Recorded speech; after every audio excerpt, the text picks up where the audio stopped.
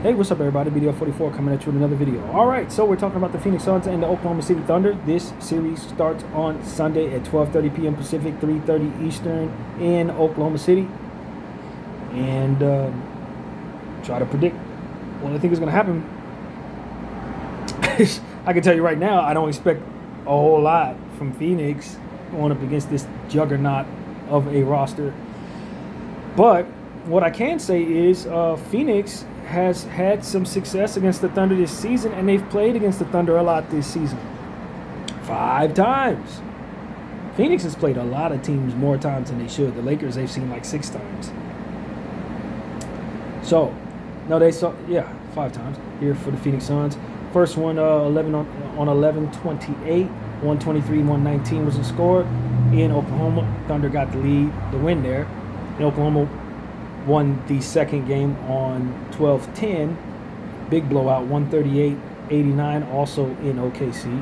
And in the third game, the Suns got the win, 108-105 on January 4th in Phoenix.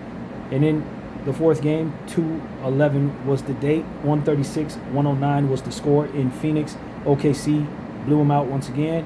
And then OKC in Oklahoma, 135-103 got blown out on 4-12, where the Suns were able to beat up on what was left of OKC as they rested players.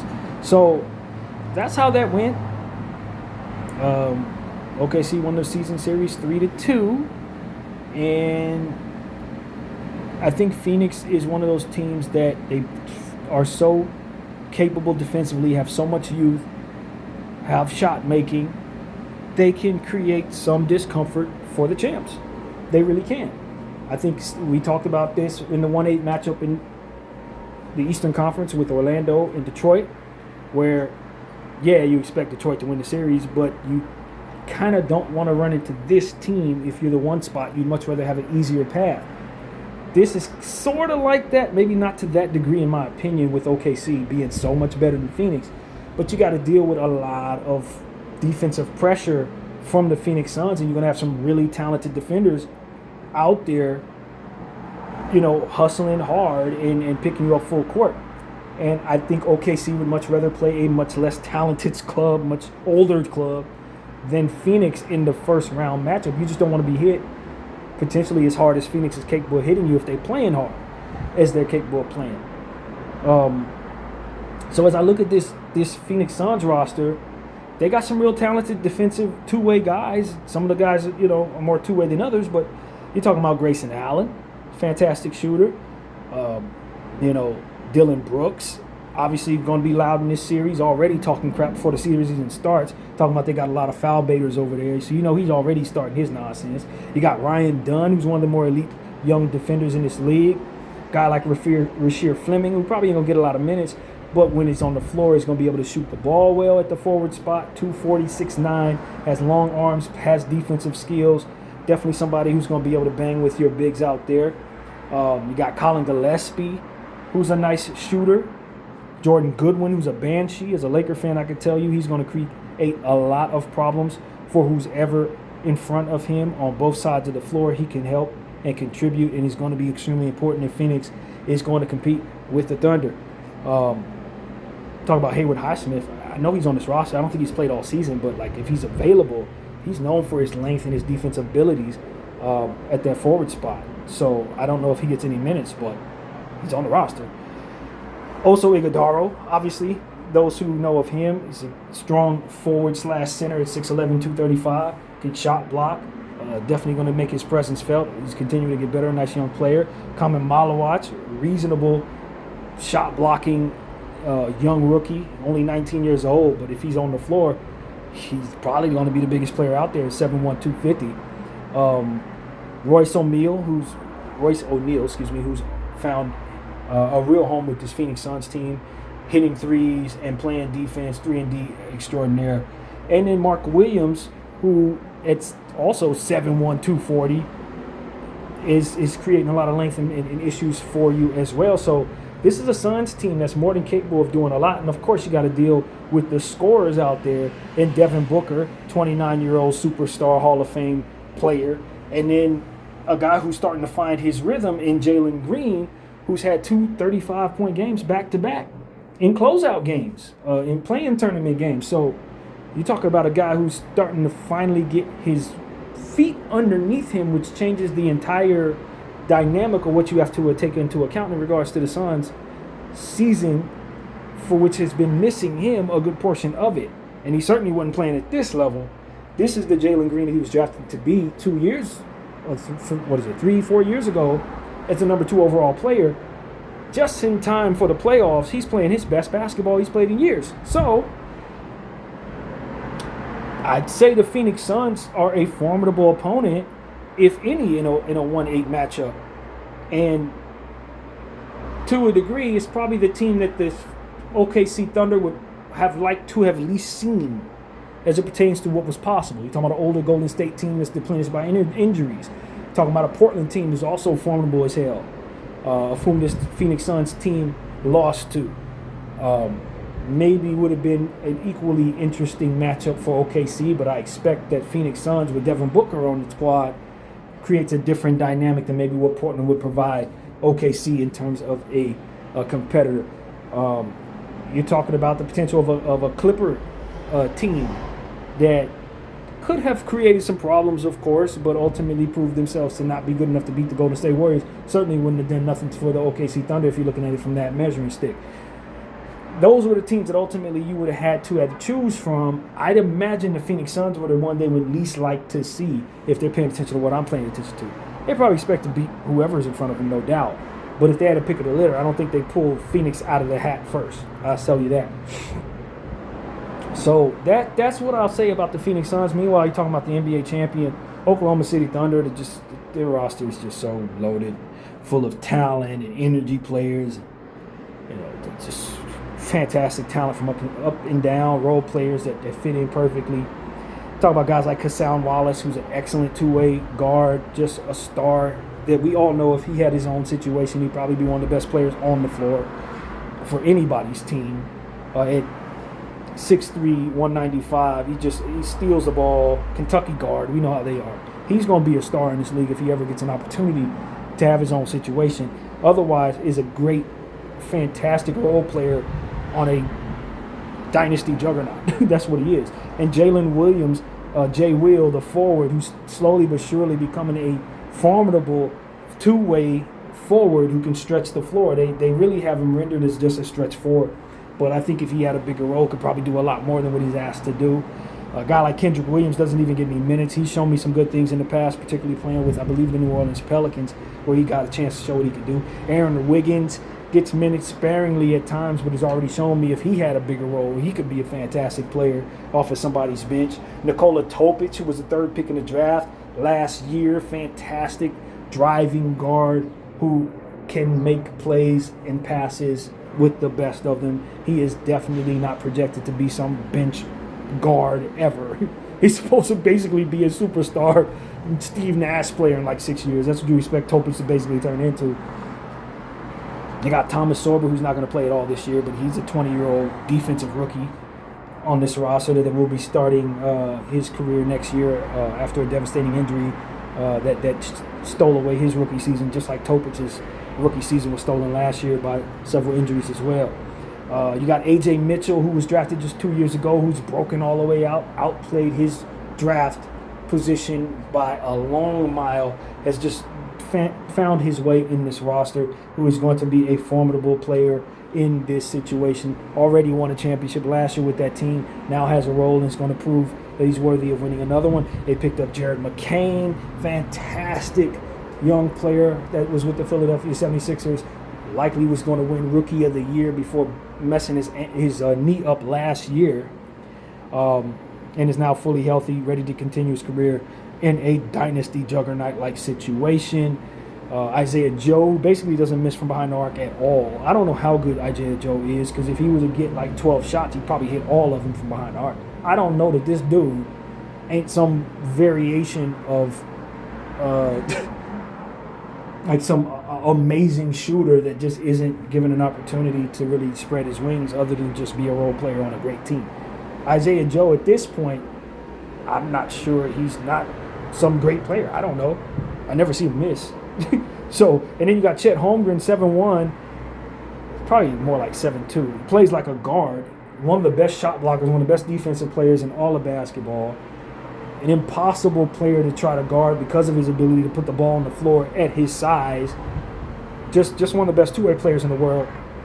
You got Isaiah Hartenstein, one of the most energetic centers in the world, who's also a triple-double threat, has fantastic court vision, grabs every rebound all the damn time, can also score the ball some, pretty good from the free throw line.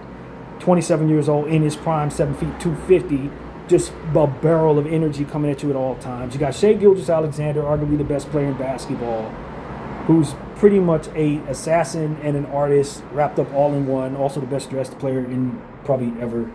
You got Luguentz Dort, fantastic defensive juggernaut of a piece that I thought was overpaid initially, but now has proven to be just an essential piece. I think if anything makes you feel like you have any chance against them, it's when Lu Dort is having a bad shooting night, but those have become less frequent the further he's gotten into his success as a part of this juggernaut. You got Alex Caruso. Laker fans know him as an NBA champion. We should have never let him go. Fantastic two-way talent. Get to the line. Pretty much doesn't have too many holes in his game when he's hitting his three-point shot. He's pretty much an all-star level player.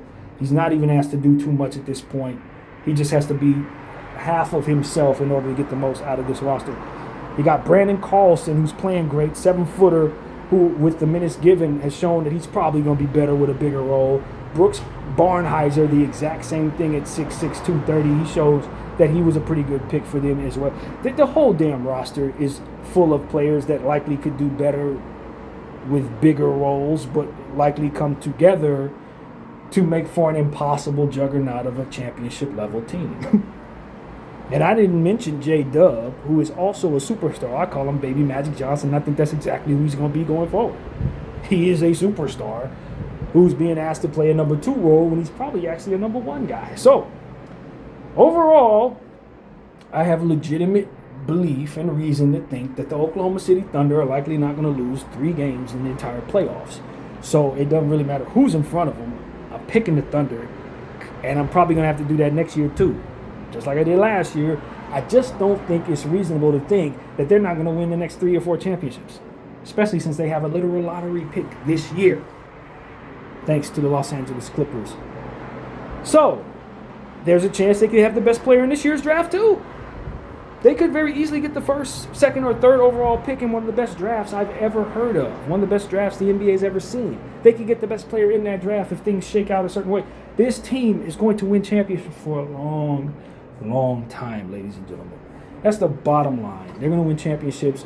They're going to be a dynasty like the Spurs, like the Lakers, like the Celtics, like the Golden State Warriors. This is year 2 of that process. And I don't see anybody, and I mean anybody, available right now in these playoffs that should actually challenge them for the NBA championship. If they lose it, it's because they did something they had no business doing, or because they took on a plethora of injuries that deplete them down to nothingness, which I just don't think is going to happen. I don't think that's going to happen. Shai Gilgeous-Alexander is going to pick you apart. J-Dub is going to get healthier as the playoffs progress because he's working back from injury. Chet Holmgren's barely 23 years old. He's just getting started. Isaiah Hartenstein's only 27. He's in his prime. Most of these people are in their... Kason Wallace only 22 years old. Topic only 20. Aaron Wiggins 27. Jalen Williams, Jay Wills only 23. Jared McCain 22. AJ Mitchell 23. Isaiah Joe 26. They're going to do this for years. Luguentz Dort 26. You know, oldest player on this damn team is AC at 32. And Kendrick Williams at 31. They're not going anywhere, man. They're not leaving our sight. They're going to hoist the trophy for a long time. This is going to be the beginning of a very long dynasty. That's all it is to it. It's going to be the beginning of a very long dynasty, bro. We just got to sit here and watch the championship go through this team, or if somebody upset them in the finals here and there. But I expect to see Oklahoma in the championship probably for the next 7-8 years. I'm not even exaggerating. Probably for the next 7-8 years, y'all. So, I think that's really all that needs to be said. I don't think Phoenix has a prayer of beating this team, no matter what type of success they may have found in the regular season. That's just not realistic. It's not realistic at all. But what I will say is the ball has to go up, and whatever happens in between the lines happens between the lines. And the Phoenix Suns do have a try-hard roster with some decorated scorers, particularly Devin Booker, who has scored 73 points in a game in his career, and another 70 in another game, if I'm not mistaken. So we know how high his ceiling goes. And Jalen Green is still a player that can do a lot of damage, and they have size like Kamen Malawach and Mark Williams and also Iguodala and Rasheer Fleming, who can make things hard on you. Dylan Brooks, Royce O'Neal, Ryan Dunn, fantastic defensive players. Jamari Bouye, who's a fantastic young guard. Colin Gillespie. So they have stuff that they can throw at OKC on a given night that can make OKC rather uncomfortable. They really do. They got a young team too. They're not exactly old. Royce O'Neal's 32. Dylan Brooks is 30. Grayson Allen's 30. Devin Booker's only 29 years old. So, you know, a good majority of this roster is young too. Green is only 24. Oso's only 23. You know, Mark Williams only 24. Malawach's 19. You know, Kobe Bray is also on this roster. He's 23. Grayson Allen, like I said, 30 years old. Bouye's 26. Dunn is 23. So they got young stuff. Rasheer Fleming, 21. Colin Gillespie, 26. Jordan Goodwin, 27. So these are two young teams. And you know, there's room for some of these guys to outplay what you would expect out of them if given opportunities. So I think, like I said, Phoenix is the least choice, I guess the least favorite of the play-in tournament teams in the Western Conference that I think the OKC Thunder would like to see. I really believe that. But with that being said, I don't know if there's any realistic chance that OKC loses too much in these playoffs at all. And so maybe Phoenix can get a game out of them, maybe, you know, with what they have and how defensive guys like you know, Brooks and Dunn are. They could create some problems, you know what I mean? But the depth of the OKC Thunder makes it so that they always have advantages no matter what. Once you start going to your bench, you got guys that are of higher cachet than your average bench players just beating the dog crap out of you every night. And that's the problem with going up against OKC. It's not just that you're dealing with the high, you know, Hall of Fame level core that they have, but now you're dealing with these high lottery pick guys and just, you know, over souped up young guys that are coming at you from every angle. So, you know, you getting shot down. Like, that's what it really comes down to. And so that's what I expect this to happen to the Phoenix Suns.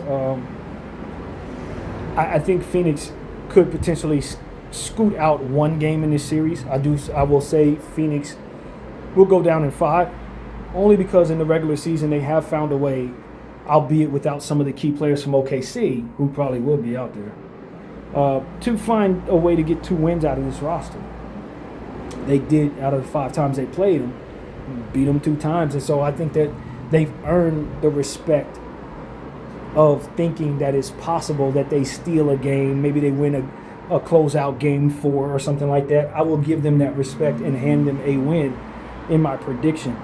But I think conventional wisdom tells you that the OKC Thunder are going to push past this team without any real trouble, man. So that's really what I'm saying. I think it's going to be a gentleman's sweep based on the familiarity that Phoenix has had of seeing this OKC team, and then being able to just throw enough elite defensive talent and disruptive, energetic guys at what is also the same in OKC. I just want to say that there may be a world where Devin Booker goes absolutely off, and that would be the game that OKC just doesn't win. But otherwise, I expect OKC to pretty much blow past everybody, not just these Phoenix Suns, but really everybody, man. And so that's my respect for OKC. I'll say OKC in 5. And that's pretty much what I expect. I don't think you're going to have any type of world-class, upset. I just, like, this would be one of the greatest upsets of all time if Phoenix found a way to win this series. I don't think there is a path to Phoenix winning this series outside of a wave of unexpected injuries that could change any series under any circumstance. So that's pretty much that, man. OKC in 5 against these Phoenix Suns. BDF 44, I thank you all for watching.